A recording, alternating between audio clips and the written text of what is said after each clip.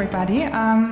So many people, and I think a very interesting and important question is how climate affects agriculture and what does it mean for world food production and food security. However, I'm looking at this problem from the other side of the problem, and I'm asking what is the impact of agriculture's emissions on atmospheric composition and climate.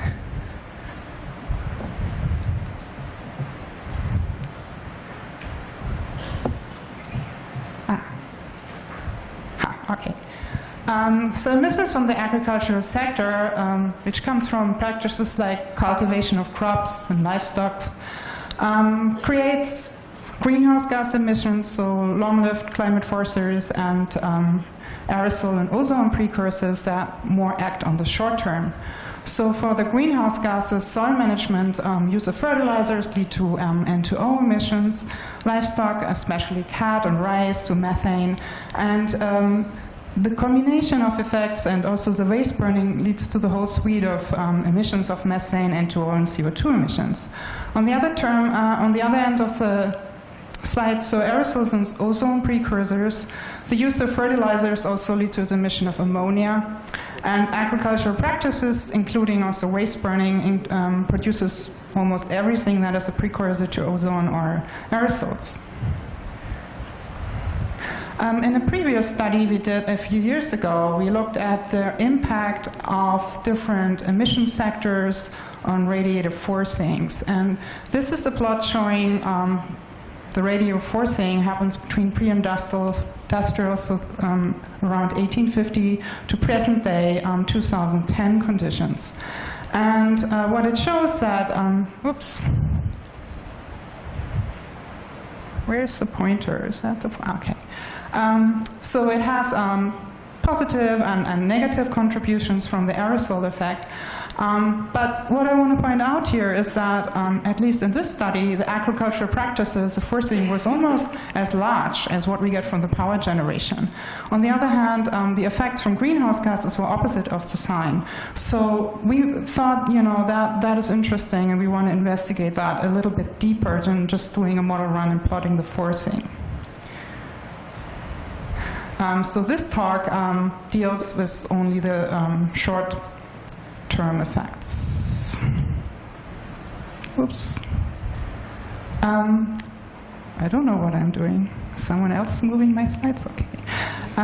So emissions from the agricultural sector is mainly ammonia. So here I'm plotting for present-day conditions, following the CMIP5 historic inventory, the contributions of ammonia sources. And even so, we have some natural sources from the ocean or biomass burning. The majority comes from agriculture, and practices that are dominating here is livestock, use of fertilizers, and crops. And another very interesting thing about ammonia is that it is one of the few precursors for aerosols in the RCP scenarios that is predicted to increase in the future.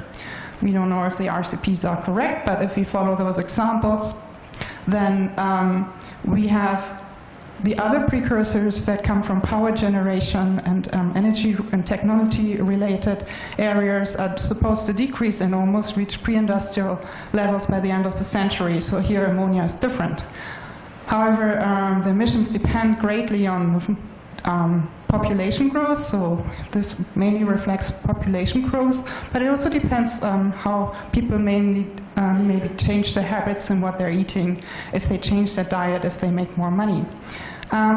But also there is a technology part to agricultural emissions that has to deal with the techniques that are used for agriculture.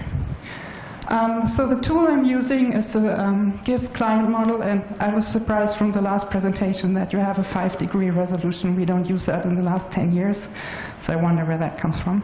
And then, so there we use different time slices, because here we're looking at atmospheric chemistry and not at climate response. And we use 4 different configurations. So where we have 2 different aerosol schemes. One is the OMA scheme, which tracks the mass of aerosols, and the thermodynamical models are used in there as ISO, PR2, and EQSUM. However, it also has heterogeneous uptake on dust sea salt surfaces, so it's another pathway of nitrate formation coating other particles. And we have a matrix aerosol microphysical model that resolves microphysical processes, nucleation, condensation, coagulation, and the growth of the size distribution, using the same thermodynamical schemes in there. And the specialty of this model is that it tracks mixing states. So nitrate would be part of a mixture of species in a particle. As agricultural sources mainly release ammonia, I mean, we change in this experiment all sources that are related to agriculture, but it is mainly ammonia because it's a dominating species. Just a quick reminder, what does it do to the tropospheric nitrogen cycle? So it reacts together with nitric acid and forms ammonia nitrate aerosol. So it also has an impact on the nitrogen gas phase cycle and eventually an impact on ozone itself. So in this study, we want to look at the impact of agricultural emissions on pollution through surface ozone concentration, PM2.5, and then aerosol effects on climate. First, the effect on ozone. So what we do is we do an experiment where we reduce all agricultural sources, and then an experiment where we remove all anthropogenic sources, just to get something to compare it to. So this only has natural sources in it, and that's a percentage change due to that reduction. So this is the present day and the future under the RCP 8.5, and we see that anthropogenic sources, especially in the northern hemisphere, have a large impact on surface ozone, but agricultural sources don't. And that is because HNO3 is very abundant in the atmosphere, and there is an impact on ozone in the total column, but not on the surface. It's very small. On the other hand, PM2.5 has quite a large reaction to our agricultural sources. So if you look here at the total anthropogenic source, going up to 100% in the polluted regions, and then compared to that, agricultural activities lead to PM2.5 that is in the order of up to 50–60% in some hot spots, but in wider regions covering 30% of the pollution. In the future, these numbers are not changing very much. The distribution does, but because of cleanup scenarios, we have all over less pollution. So in some regions, for example, over the US, most of the PM2.5 pollution is linked to agriculture. So how does agricultural emissions affect loads of aerosols? So again, here this is a total load of different species: sulfate, nitrate, black carbon, dust, sea salt, and aerosol water that is part of these particles. And the percent change due to agriculture, obviously most of it is happening on nitrate itself, but it also has impact on other aerosol species. I want to point out here black carbon, because black carbon gets coated by nitrate, and that impacts its solubility. So especially in the remote regions, it has an impact due to changing the lifetime of black carbon, and then having, in the case of agricultural emissions, reduced concentrations in remote regions. But also it's interesting to see the effect on water, aerosol water, because nitrate also determines how much water a particle can take up. Here I show you the radiative forcing, and this is showing now results from the two different models. So this is the OMA, the mass-based model. This is a matrix aerosol microphysical model. And the difference in nitrate forcing, taking the difference between the future 2100 and present day conditions. And first of all, we see that the numbers in the models differ very greatly. So here we have a minus 0.13 and here minus 0.4. So this is a large difference. And this is caused by the fact that the microphysical model, the nitrate is mostly part of other particles. So the forcing just changes the properties of the particles, but not necessarily form a new particle by itself. However, what is interesting to see is that if you look at the agricultural sector, that's pretty much similar. Like, whatever we see from nitrate forcing is really linked to agriculture. So that is another form to show how closely agriculture and nitrate aerosols are linked. So what is the impact on clouds?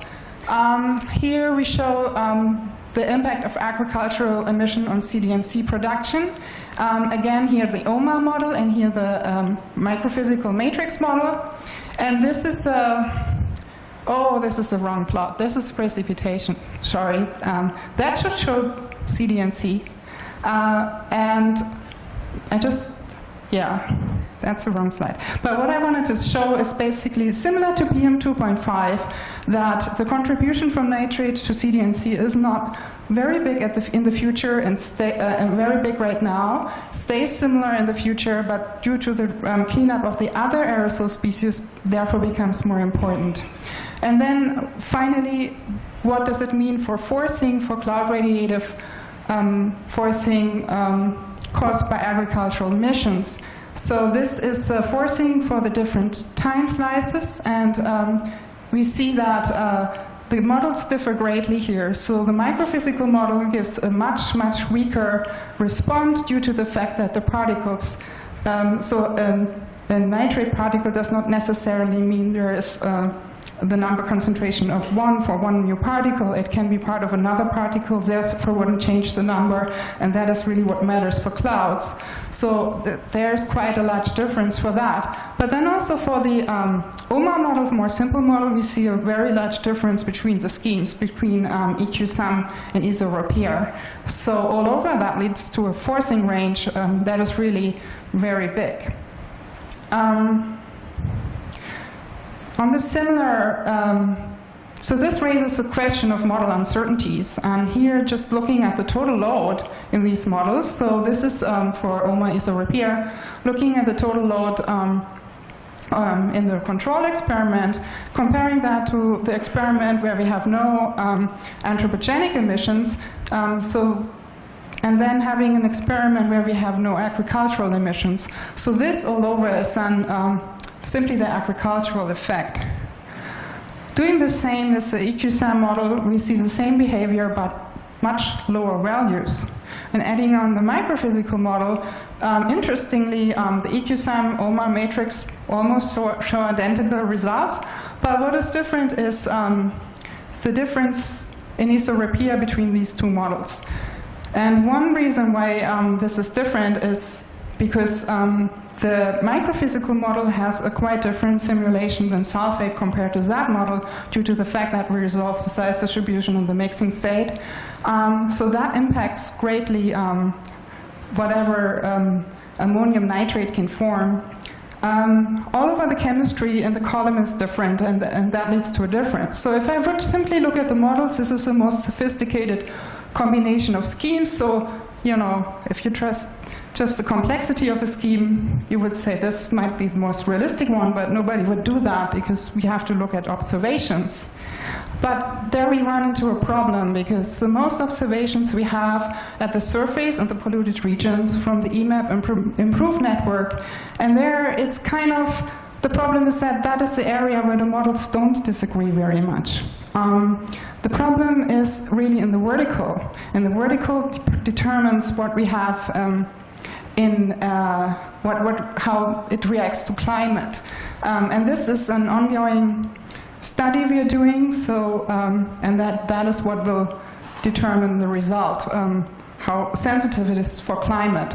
So to summarize this, what does it mean for the aerosol direct radiative forcing? And again, we get a wide range of results from the microphysical models, much smaller estimates, and from the more simplified model.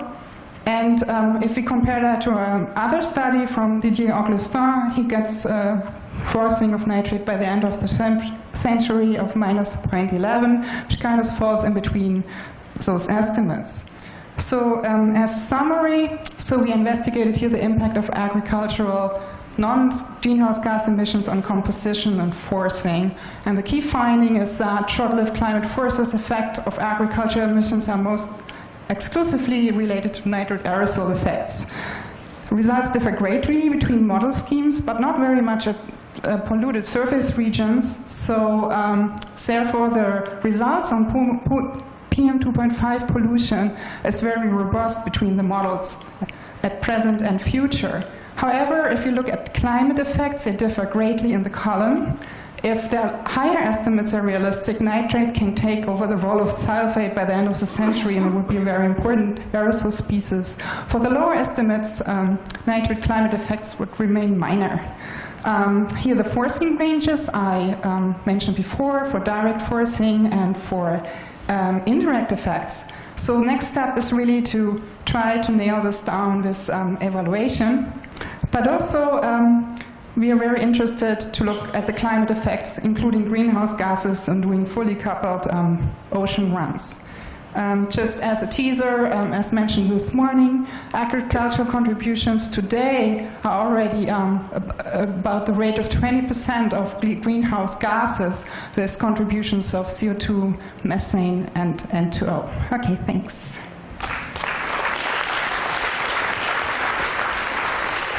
Okay, just quick question. Okay, Kevin. So when we're looking at the total greenhouse gas budget for something like the agriculture, things that happen before that, such as the actual fertilization, the uptake of carbon dioxide, say in Iowa, when CO2 can drop down to 1950s levels in the growing season, would seem to need to be accounted for if you want to look at the total radiative effect, because that occurs every single season, and then that's balanced by what you have there. Has that included, or is that plans to include that type of number in the analysis? Yeah, that was not the part of, that's not part of work what we already did, or it's what we're going to do, and this, so we have to combine that with estimates to take into account vegetation and agricultural practices. And we have an idea to first start to do that with, drive the model with estimates that come out of these surface and crop models, but we haven't done that yet.